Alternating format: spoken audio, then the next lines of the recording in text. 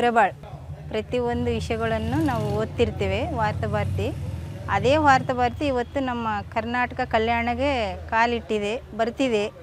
ಹಾಗಾಗಿ ಪ್ರತಿಯೊಬ್ಬರು ರೈತರಾಗಿರ್ಬೋದು, ಕಾರ್ಮಿಕರಾಗಿರ್ಬೋದು, ವಿದ್ಯಾರ್ಥಿಗಳಾಗಿರ್ಬೋದು ಮತ್ತು ಎಲ್ಲ ಜನಾಂಗಕ್ಕೆ ಅದು ಒಳ್ಳೆಯ ಪತ್ರಿಕೆಯಾಗಿ ಇವತ್ತು ಎಲ್ಲ ಕಡೆ ಮಂಗಳೂರು, ಚಿಕ್ಕಮಗಳೂರು, ಬೆಂಗಳೂರು ಬೇರೆ ಬೇರೆ ಕಡೆ ಎಲ್ಲ ವಿಸ್ತರಣೆ ಆಗಿ ನಮಗೂ ಸಿಗ್ತಿರುತ್ತೆ.